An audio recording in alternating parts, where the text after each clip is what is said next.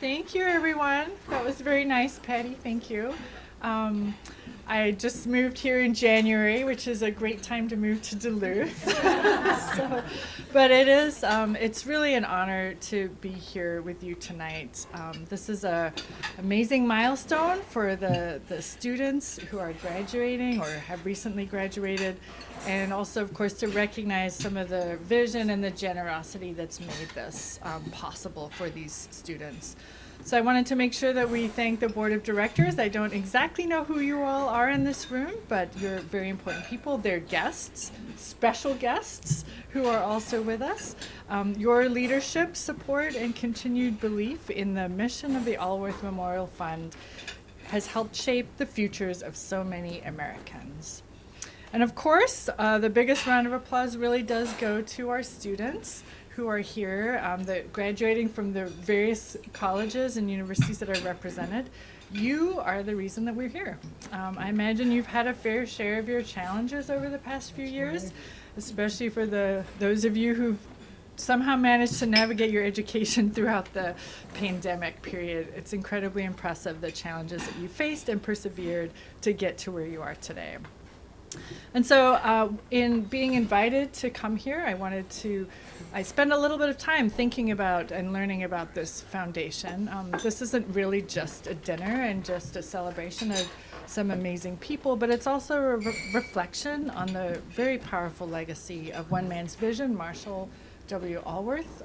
Patty just mentioned some incredible statistics about this person's commitment to, and the board's commitment to seeing this vision through, supporting students in who both have potential and also financial need, and giving them opportunities for education in mathematics, science, and research. This was not just a generous idea, but it's also very forward-thinking and very profoundly impactful. To me, it's incredible how that initial donation, which is apparently just $10,000 to a scholarship program back in 1949, supporting 11 students at that time. Now we've had over 5,000 students supported with these scholarships, and the impact that this has had on their lives it's just astounding and really immeasurable to think about what this has done. We know that the opportunity for students to continue their education has cascading effects, right? Going to college develops skills, confidence, self-efficacy, regardless of what your particular major is. Graduates are better positioned for jobs and career advancements. You might not have your job in mind right now, and I will tell you that my first job out of college was lifeguard followed by barista. So, and I did that for a little bit and little research on the side, a bit more baristaing, and then I went back to graduate school, and now I'm whatever Patty just said I was. So, yes, but if you are able to have these opportunities to advance your education, you end up with better economic stability that facilitates home ownership, health insurance, retirement security. And then when you have all of those things and you feel safe, it's possible for you to give back in a variety of ways, generously and with gratitude to society. So the impact goes well beyond the monetary value that was given to these students. And Marshall believed in investing students who weren't just academically talented, which I appreciate as a B student myself, but also very deeply curious people and students who reflect the values of the foundation: fairness, integrity, openness, honesty, inclusiveness, and respect. These are students who will take what they learn and use it to make a difference in the world, whatever career they ultimately end up in. I was not surprised to learn that he particularly loved research, because research is where you can take your curiosity about the world and it becomes the path to understanding, discovery, and ultimately to bettering humanity. And this is a message that resonates very much with faculty at the Large Lakes Observatory. We're scientists, and we've gone down this career pathway because it's what speaks to us and what we're very passionate about. Much of the work that we do is in pursuit of improving the world. We study large lakes because that's where 90% of the world's liquid fresh water is. We also know that despite their huge size and their seeming invincibility, when you look out that window in awe of that lake, which I do every time I see it, these lakes are actually very sensitive. Lake Superior is one of the fastest warming lakes in the world. We care about these changes to large lakes because they play such a critical role in our cultural traditions and in our economies. The faculty at the Large Lakes Observatory are working on a number of different projects to help us understand not just about Lake Superior, but lakes around the world and how they're impacted by human activities and environmental changes. So I'm just going to highlight a few things that we've been doing that I've learned about in the last few years. We currently have 9 undergraduate students who are working with our faculty doing research-related experiences. Their students are getting training and experience. They're running our lab instruments, they're analyzing samples, they're interpreting the results. We recruit them because of their passion for their opportunities to do science and help them have hands-on training experiences. We'll be mentoring 2 students this summer on fully independent research experiences where they'll come up with the ideas, they'll design the project, they'll collect the data, and they'll analyze the data, and they'll do a presentation at the end of the summer. As an example, one of our seniors, Cole Barr, helps put these lake cores, their cores taken from sediments in the bottom of a lake, through this very special scanner. It's kind of like an MRI for lake cores, but it's measuring the chemistry of the sediments instead. And that chemistry provides clues for what the climate was like at various points back in time. So the cores that we scan at our facility just up the hill, they come from around the world. So right now we have some cores from lakes in the US and Canada, but we've also are getting some cores that were taken in Olduvai Gorge in Tanzania. Olduvai Gorge is one of the significant archaeological sites that has, it's well known for its rich fossil record and early studies of hominids. Next year, we will be getting a core that it's in chunks, but it's in total 1.6 kilometers of core. And it's taken from 4 locations around the Amazon basin as part of this really large collaborative project called the Trans-Amazon Drilling Project. And these cores will help scientists go back in time, potentially as far as 70 million years. And they will help them understand how that Amazon region has changed as the Andes Mountains were uplifted and the Amazon River system formed. It will take 18 months to scan that much core. And of course, there's other projects that have to happen at the same time. So they'll be kind of scheduling out all these different projects and periodically scanning this chunks of very large core that will be shipped up to us. Studying lakes is really an interdisciplinary project. We have a professor who teaches calculus. If there's anyone in this room that's struggled with that, I can definitely relate. But their calculus class will be going out next Tuesday on the lake on our research vessel, the Blue Heron, and they'll be taking some measurements of, I assume, temperatures in the water and using mathematical principles associated with calculus to understand how the water in the lakes is mixing. It's a great example of how math extends beyond the classroom to the practicalities of our world. One of my very first major science papers actually involved using some calculus to understand how water temperatures were changing at different depths. Calculus is a little intimidating. My dad is a math prof, and so I definitely got him to double check my work before I got my paper published.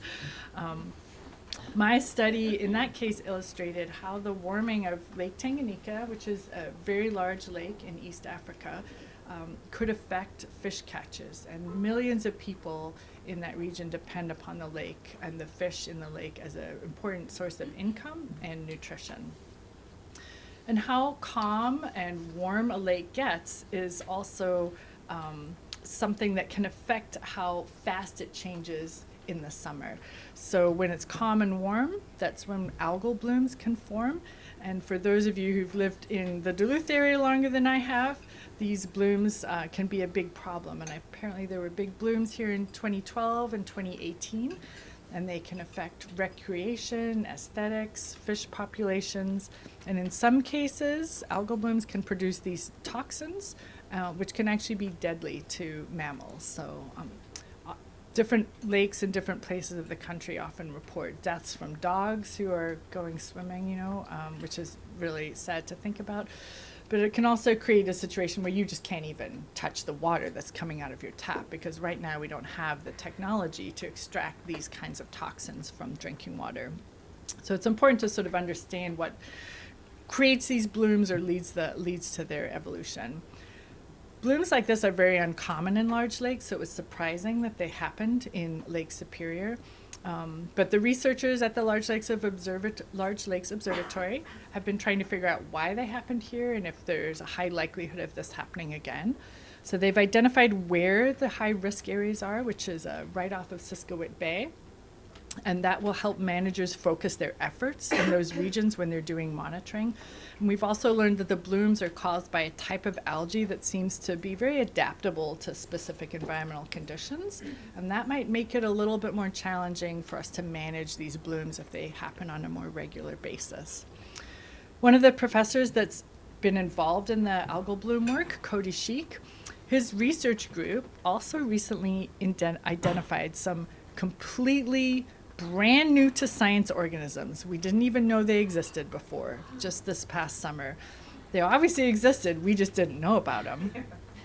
He found them in what he's currently calling ship goo, which is if you are a person who does anything with ships, the rudder part, which is sort of the part that helps steer the boat in the right direction, they put some oil down this rudder shaft, and apparently these organisms were all living off the oil, and the only reason we learned about them was because the ship had some problems and we had to take it out of the water and have it taken apart.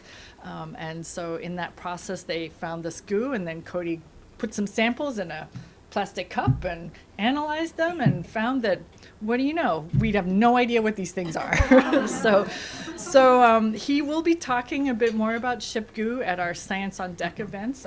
He'll be at the June 27th one.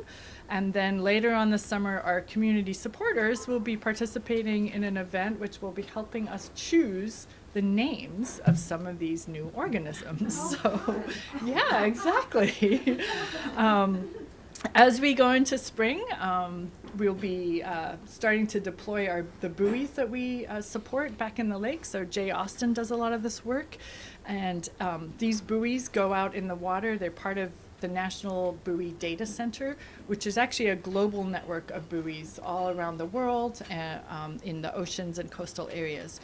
So Jay is using these buoys to understand what's happening under the water, the physics and the temperature changes and how the water currents are moving around the lake. But the data from these buoys also streams to the National Weather Service. And the Weather Service uses the meteorology data from the buoys to help their weather forecast predictions. So as you might imagine, knowing kind of the conditions up along, just offshore here along the North Shore, it's really helpful for the Weather Service when they're trying to predict what's going to happen over in Wisconsin and in the UP. In fact, sometimes Jay's gone to take the buoys out of the water because he's done with it. It's getting cold. The buoys can't stay out there in ice conditions at this point. And the Weather Service has called him and been like, you got to go put them back. We need them just a little tiny bit longer for it to help us. We are also have a researcher who is working on microplastics and helping develop really robust methodologies for understanding how to measure microplastics in lake water and soil samples. So she works very closely with the Minnesota Pollution Control Agency, and she's also heavily involved in creating standards, that these standards help ensure that laboratories, including other laboratories, the measurements that they're making of microplastics are really accurate. And we actually, she's so well known in her area that we had researchers come from Canada this last, about a month ago, to get training from her in how to do microplastics, some of these methods. We're also continuing some of our more recent ventures. We are starting some collaborations this summer with Spear AI. This is a new company, one of two companies exploring the possibility of moving into this area, operating in Lake Superior. They're interested in developing underwater sensors, autonomous and robotic vehicles, and using artificial technologies to process the massive amounts of data that these sensors can pull in. These approaches that they're developing could be used to monitor underwater conditions in new ways that we almost probably cannot fully envision. And the Large Lakes Observatory is hosting Freshwater Discovery Days, which will be on July 30th, and that is an event that's open to attendance. So math, science, and related research, this knowledge is really at the very foundation of society. It allows us to understand our environment, to develop the technologies that improve our lives, to create medical breakthroughs that ease human suffering. And the Alworth Foundation mission, which sounds very simple but is yet very extraordinary, to help students pursue careers that serve the greater good. And the incredible testament to that mission is right here in this room. I've had the honor to hear some of your stories tonight of what brought you here.